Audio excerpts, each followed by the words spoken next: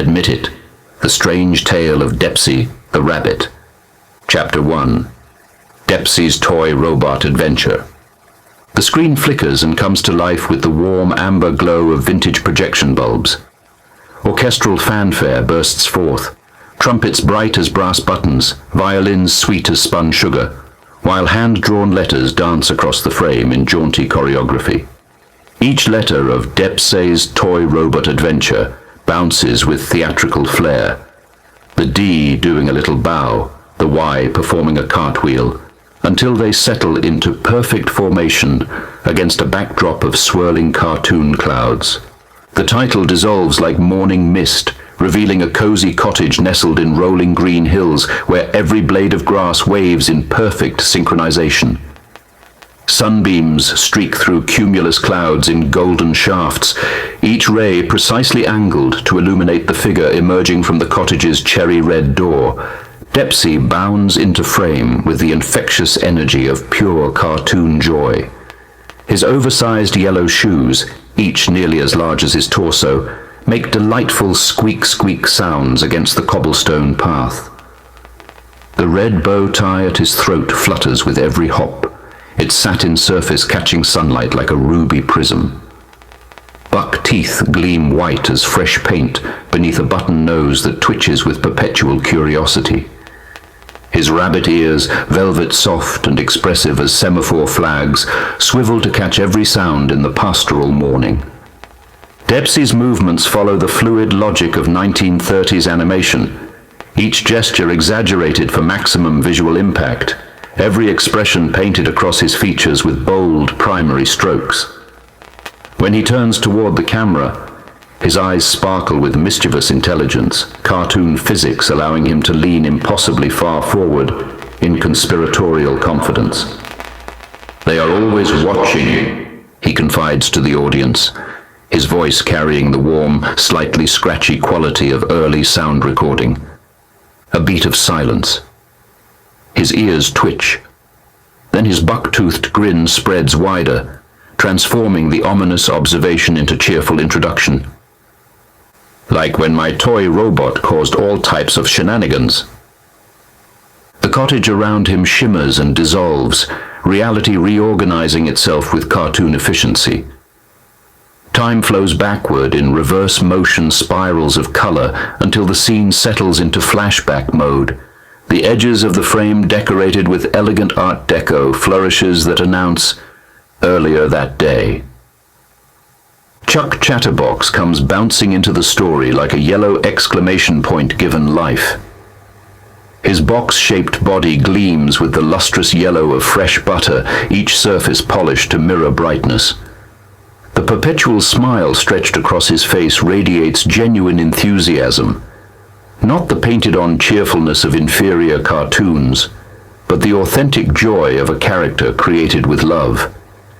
His black bowler hat sits at a jaunty angle, occasionally tipping when his excitement reaches peak levels. Stubby cartoon arms and legs propel him forward with mechanical precision, though his movements carry the warmth that distinguishes true friendship from mere engineering. "Depsey!" Chuck's voice rings with the crystalline clarity of wind chimes. "What adventure shall we have today?" Before Depsey can answer, Lucy Teacup glides into frame with the graceful precision of fine china given animated life. Her porcelain surface reflects the morning light in delicate patterns, each curve and angle crafted with artistic reverence. The golden crown perched atop her head catches sunbeams and throws them back in prismatic cascades that make the air around her sparkle. Rosy cheeks painted with master artist's precision give her face warmth despite her ceramic nature, while her eyes hold depths of kindness that transcend her manufactured origin. "Good morning, dear friends." Lucy's voice carries the musical quality of fine crystal gently struck. Her movements flow like water, each gesture economical yet expressive, the natural grace of someone comfortable in her own delicate strength. But their morning greetings halt mid-syllable as all three friends spot movement in the distance. Across the emerald lawn, past the flower beds where cartoon daisies nod their anthropomorphic heads, a small mechanical figure marches toward the looming silhouette of Grimwick Manor. The toy robot, no taller than a child's forearm, moves with determined purpose, its wind-up key spinning merrily between tiny shoulder blades. Each step creates miniature puffs of dust that settle in geometric patterns, and its metallic surface throws back reflected glimpses of the overcast sky gathering above the hilltop mansion. Grimwick Manor squats against the horizon like a Gothic gargoyle, all pointed towers and brooding battlements.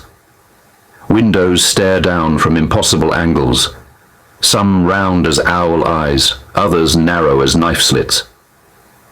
The architecture defies geometric logic, rooms jutting out at angles that shouldn't support their own weight, staircases ascending the exterior walls only to end in mid-air, weather vanes spinning in contradictory directions despite the steady breeze. Yet somehow the whole structure maintains its structural integrity through pure cartoon determination. "Oh my!" Chuck bounces in place, his excitement causing his bowler hat to rattle. "Your robot is making a break for it." "We must catch him before he gets into trouble," Lucy adds, her practical nature asserting itself despite the whimsical circumstances. And so the chase begins. The three friends bound up the winding hill path with cartoon physics in full display. Depsey's yellow shoes provide perfect traction against the impossible slope, each step launching him forward in gravity-defying arcs. Chuck rolls along like a cheerful yellow boulder, his smile never wavering despite the exertion. Lucy glides with ethereal grace, her porcelain form somehow generating enough momentum to keep pace with her more robust companions. The toy robot maintains its mechanical march ahead of them, wind-up key spinning with metronomic consistency. It navigates obstacles with uncanny precision, stepping over roots that should have tripped its simple mechanisms, adjusting course to avoid puddles with seemingly prescient awareness. The key that powers its movement never seems to lose tension, spinning with the endless energy of a perpetual motion machine. As they climb higher, Grimwick Manor looms larger, its architectural impossibilities becoming more pronounced.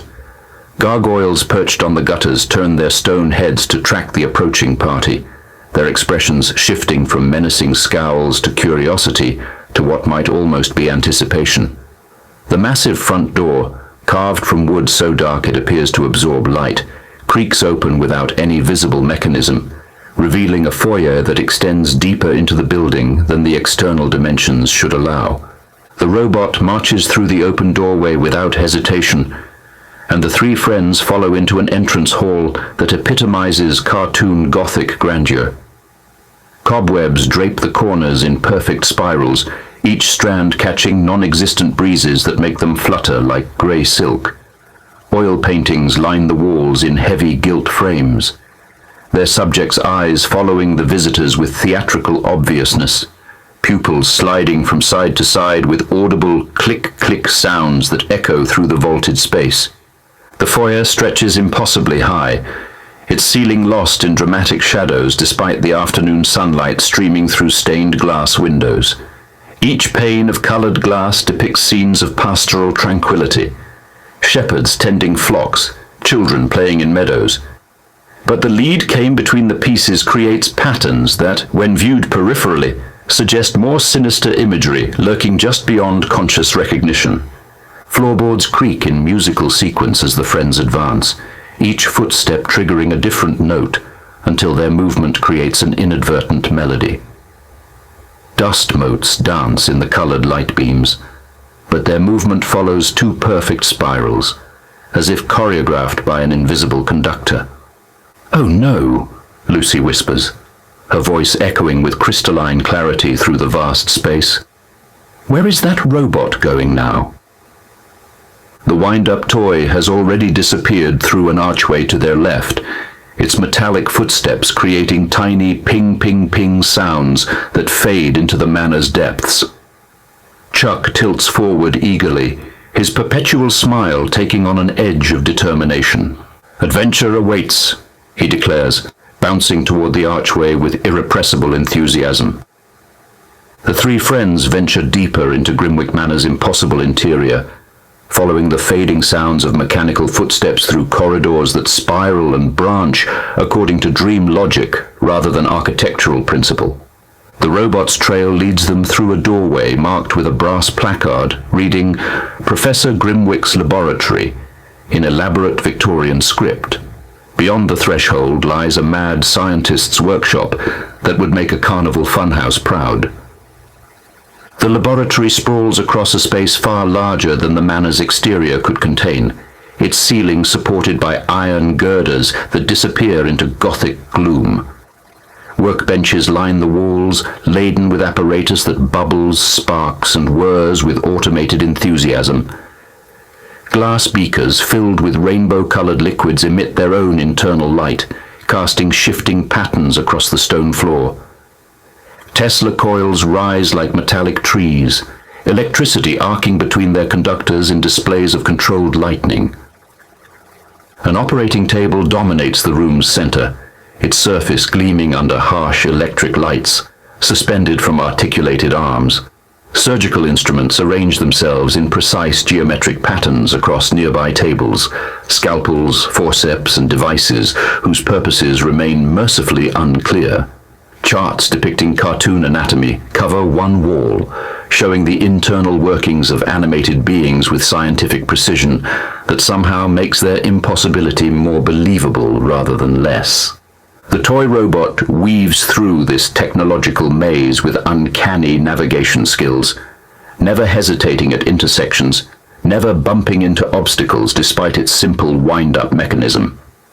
Its metallic surface reflects the laboratory's chaotic lighting in prismatic flashes that briefly illuminate dark corners where shadows move independently of their casting objects. Depsey, Chuck, and Lucy pursue their mechanical quarry through the obstacle course of mad science. Chuck narrowly avoids a beaker of bubbling green liquid that reaches toward him with pseudopod-like tendrils. Lucy gracefully sidesteps a Tesla coil that fires perfectly timed lightning bolts, her porcelain surface briefly illuminated in electric blue. Depsey bounds over an examination table whose restraining straps snap at his yellow shoes with cartoonish menace. The laboratory equipment seems to activate in response to their passage, as if their presence completes electrical circuits or triggers automated sequences. Gears turn behind glass panels, fluids bubble with increased vigor, and somewhere in the mechanical symphony, a gramophone crackles to life, playing waltz music that transforms the chase into an inadvertent dance. Yet beneath the slapstick comedy, something about the laboratory suggests purposes more serious than cartoon mischief. The surgical tools gleam with professional sharpness. The anatomical charts show modification points marked in red ink.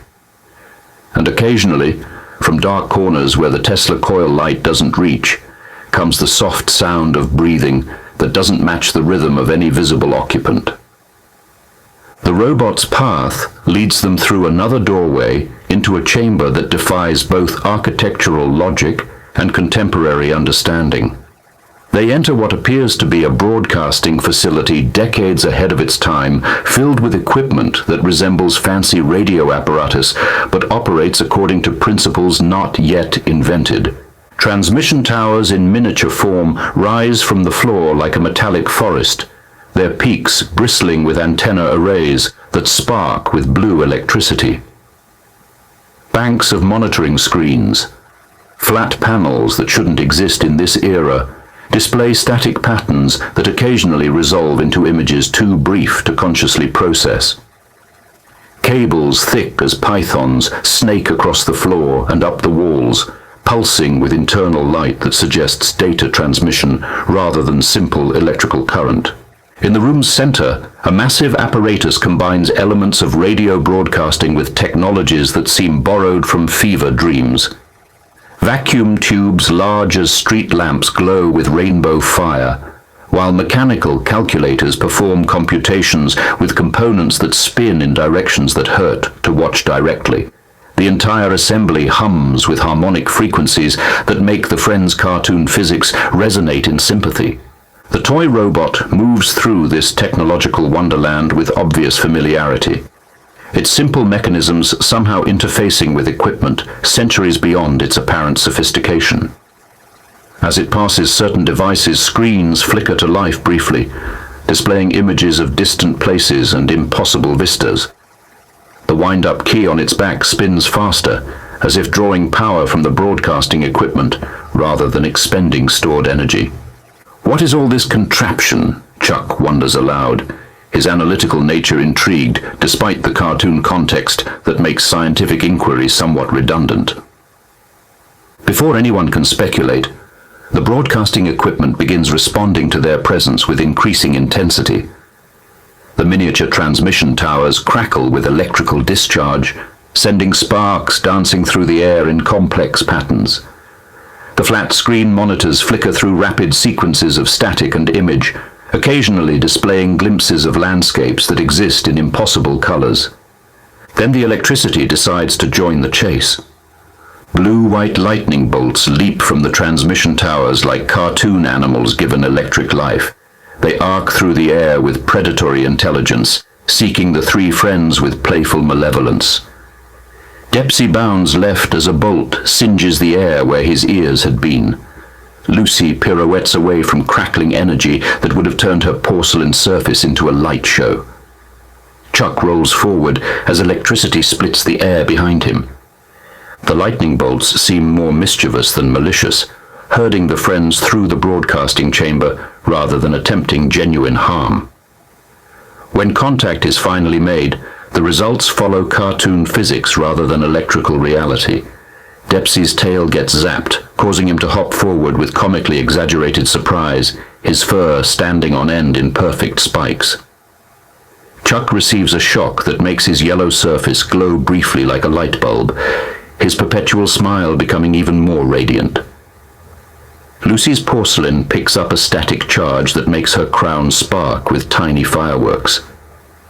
Through this electrical ballet, the toy robot continues its inexorable march toward the chamber's far exit, its metallic form occasionally synchronizing with the broadcasting equipment's rhythms in ways that suggest communication rather than mere proximity.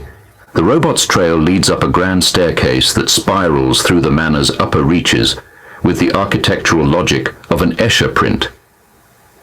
Each step is carved from different materials, marble, wood, stone, and substances that don't quite fit standard categories, yet they form a coherent ascent that somehow maintains proper proportion despite its impossible construction. At the staircase's summit, they enter a bedroom that embodies Gothic domesticity at its most theatrical. A massive four-poster bed dominates the space, its burgundy curtains drawn back to reveal rumpled sheets and an assortment of pillows that seem to bear the impressions of recent occupancy. Moonlight streams through tall windows despite the afternoon hour outside, casting everything in silver-blue luminescence that transforms ordinary objects into stage props for some ethereal drama. But the bedroom's most distinctive feature is its current occupants. Two cartoon ghosts engaged in heated domestic dispute.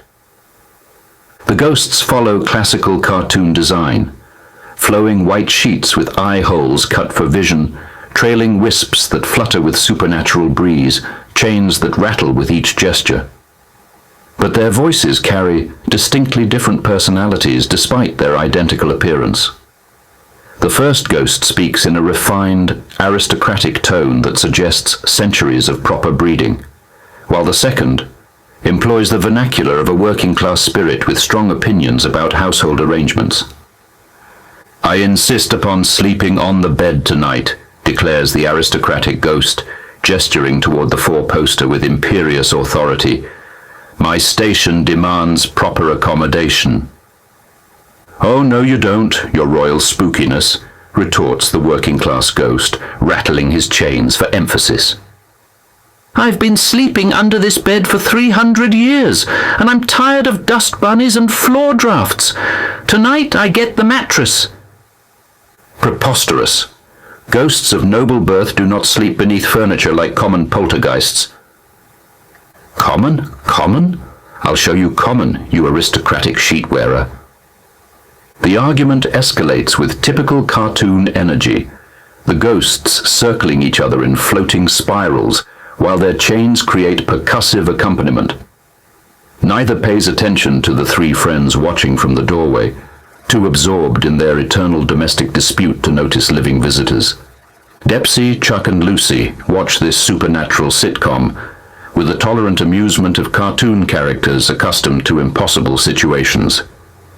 The toy robot, meanwhile, continues its purposeful march across the bedroom floor, wind-up key spinning with mechanical consistency.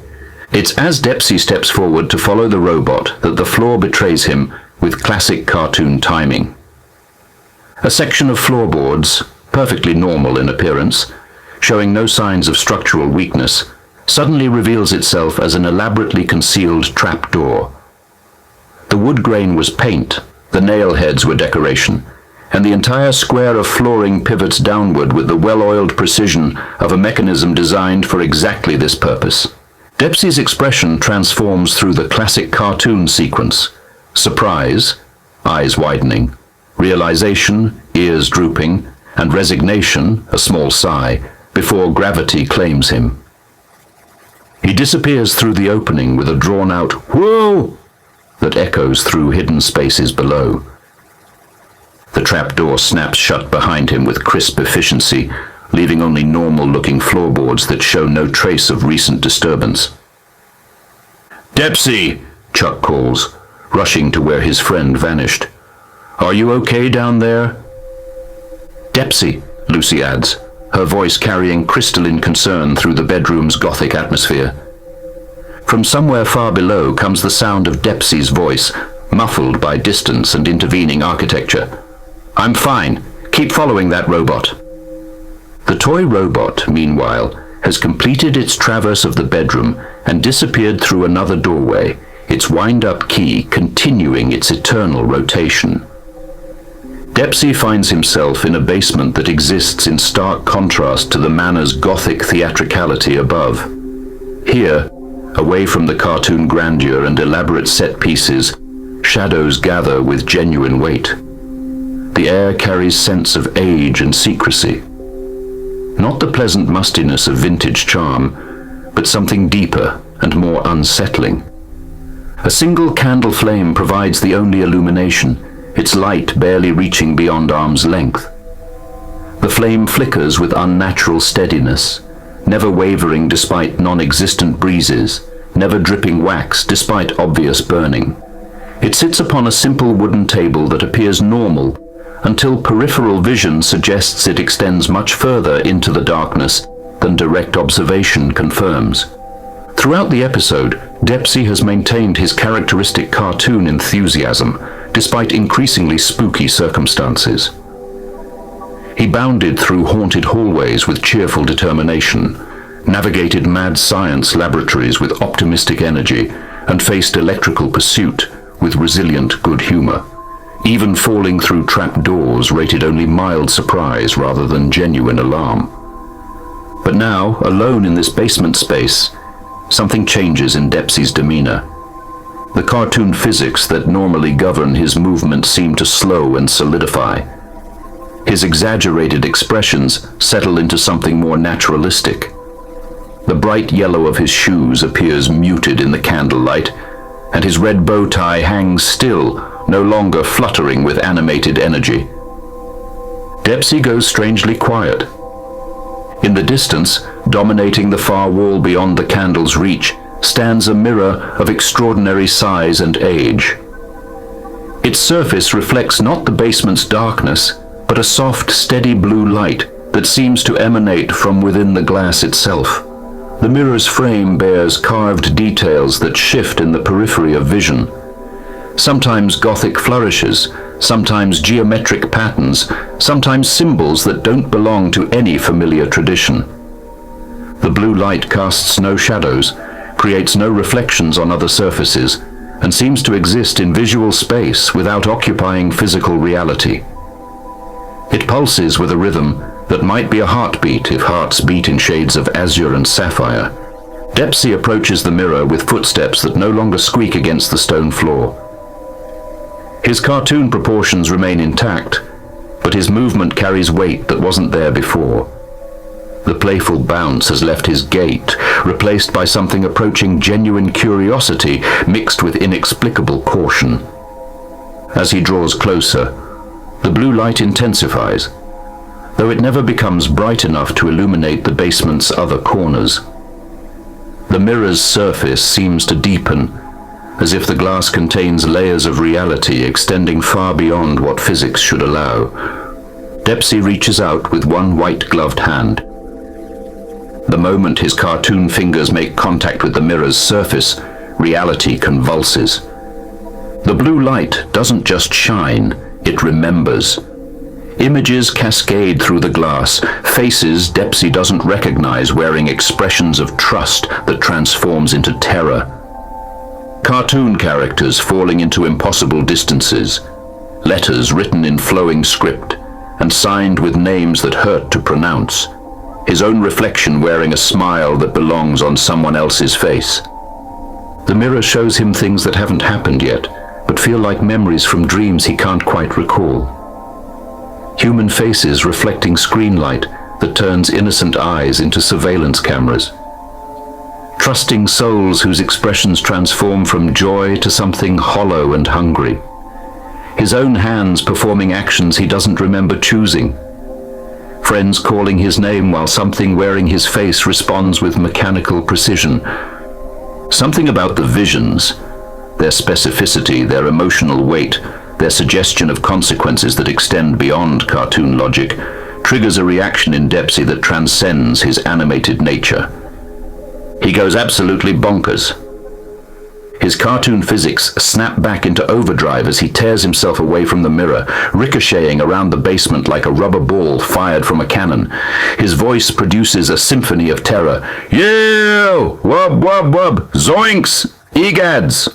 Each exclamation punctuated by impacts with invisible walls, floors, and ceiling that ring like struck bells. The candlelight strobes with his manic movement, casting his frantic silhouette in rapid-fire succession around the basement's stone walls. His yellow shoes spark against the floor, his ears wind-mill like propellers, and his bow tie spins with centrifugal force. From far above, Chuck and Lucy's voices penetrate the manor's architecture. Depsey, are you okay down there? What's happening? That sounds like cartoon panic level 9. But Depsey is beyond responding coherently. The mirror has shown him something that exists outside cartoon continuity, outside the safe boundaries of animated logic. For just a moment, the blue light connected him to a reality where actions have permanent consequences, where entertainment serves purposes beyond joy, and where being watched means something far more serious than audience appreciation. Eventually, his cartoon constitution reasserts itself. The panic burns itself out through sheer kinetic energy, leaving him dizzy but functional. The mirror's blue light has dimmed to its previous subtle glow, showing only normal reflections of basement shadows. Depsey shakes his head like a wet dog, his ears flapping with therapeutic violence. Whatever the mirror showed him, it's already fading into the fuzzy realm of cartoon dream logic, where impossible things happen and are immediately forgotten. I'm fine, he calls upward, his voice carrying only the faintest tremor. Just cartoon basement shenanigans, nothing to worry about. But as he looks around for an exit, his eyes carefully avoid the blue mirror, and his usually perfect cartoon posture carries just the slightest suggestion of someone trying very hard not to remember something important. Depsey emerges from the basement through a conveniently placed dumbwaiter that delivers him back to the ground floor with classic cartoon efficiency. He finds Chuck and Lucy in the foyer, where Lucy has successfully captured the toy robot as it attempted to march past them toward the manor's front door. The wind-up key on the robot's back has finally exhausted its energy, no longer spinning with mechanical determination. In Lucy's delicate porcelain grasp, it appears to be nothing more than an ordinary toy, albeit one crafted with unusual attention to detail. Its metallic surface gleams innocently in the foyer's stained glass light, showing no trace of the uncanny awareness it displayed during their chase. "Got him!" Lucy announces with satisfaction, holding the robot up for Depsey's inspection. "He was trying to leave without us." Chuck bounces in place with characteristic enthusiasm. What an adventure, though I still don't understand half of what we saw in there. Depsey manages a grin that almost reaches his usual cartoon brightness. "Well, you know how it is with toy robots. They have minds of their own." The three friends make their exit from Grimwick Manor with cartoon efficiency, the Gothic mansion's front door closing behind them with a theatrical thoom that echoes across the hilltop. As they descend the winding path, the manor seems to settle back into its eternal brooding, windows no longer tracking their movement, gargoyles returning to proper stone stillness. The chase transforms into a joyful race as cartoon physics takes full control of their descent. Depsey bounds in great yellow-shoed arcs, each landing propelling him forward in gravity-defying trajectories. Chuck rolls like an enthusiastic yellow boulder, his bowler hat somehow maintaining perfect positioning despite his rotational movement. Lucy glides with ethereal grace, the captured robot secured safely in her arms. Wind whips through their formation, carrying them down the hillside faster than running should allow. Depsey's ears stream behind him like furry banners. Chuck's smile creates its own wind resistance. And Lucy's crown throws off prismatic light trails that paint rainbow patterns in their wake. The cottage at the hill's base grows larger with each bound and roll, its cherry-red door promising safety and familiar comfort. The pastoral landscape spreads around them in classic cartoon perfection. Emerald grass, azure sky, cumulus clouds arranged with artistic precision across the heavens. By the time they reach level ground, all three friends are laughing with the exhilaration of adventure survived and friendship tested.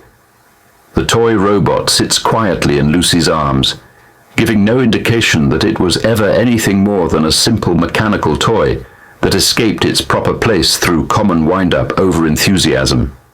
"Well," Depsey says, adjusting his red bow tie with characteristic flair, "that's enough robot adventures for one day." Chuck's perpetual smile somehow becomes even more radiant. "Indeed, though I must admit some of that equipment was fascinating from an engineering perspective." Lucy cradles the robot with maternal care.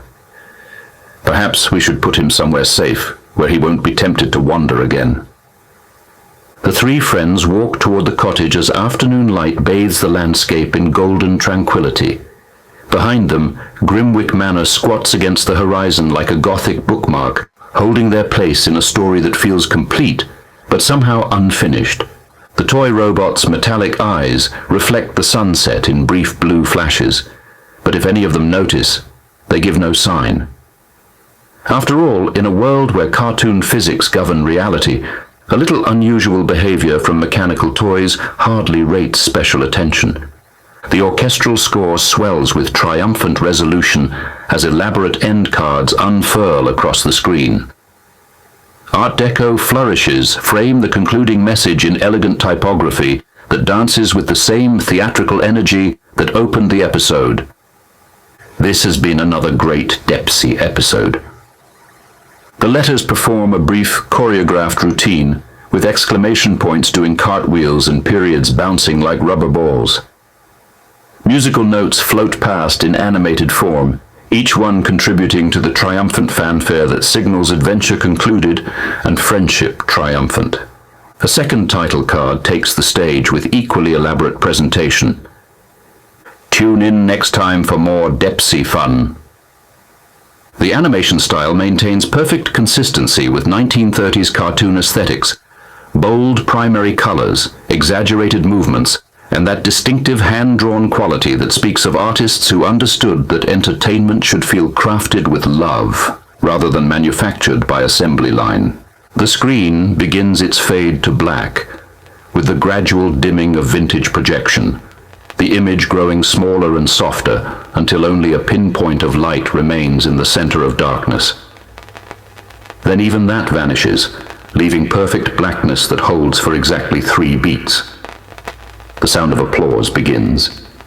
Not recorded but live, immediate, with the particular acoustic signature of an audience gathered in shared space. Hands clapping in rhythms that don't quite synchronize, voices murmuring appreciation, the rustle of programs and the creak of theater seats, adjusting as bodies settle back into normal posture after sustained attention. The applause continues for precisely the right duration, long enough to feel genuine, brief enough to maintain energy, before fading into expectant silence. Backstage at the Blame It on the Ink Playhouse, Gus Grumworth sets down his clipboard with the deliberate precision of someone whose job depends on noticing details others might miss. His bulldog features arrange themselves into an expression of professional concern that doesn't quite mask personal affection for his performers. The theater's backstage area embodies the organized chaos of live entertainment, sets stacked against walls, props arranged in logical but temporary configurations, cables and ropes, creating an infrastructure visible only to those who understand how entertainment actually happens. Work lights cast harsh illumination that reveals every flaw the stage lights were designed to hide, yet somehow the imperfection feels more honest than the polished performance space beyond the curtain. "Stork," Gus calls to his assistant, a thin cartoon crow whose black feathers gleam with professional efficiency under the work lights. "May I have a word?" Stork approaches with the measured pace of someone accustomed to receiving instructions. His dark eyes carry the intelligence of a natural observer, someone whose job requires seeing details and remembering patterns. A clipboard of his own dangles from one wing, filled with notes written in the precise handwriting of a dedicated assistant. "Depsey," Stork observes, his voice carrying the weight of professional control. Gus nods slowly, his bulldog features settling into deeper worry lines. It's becoming more frequent,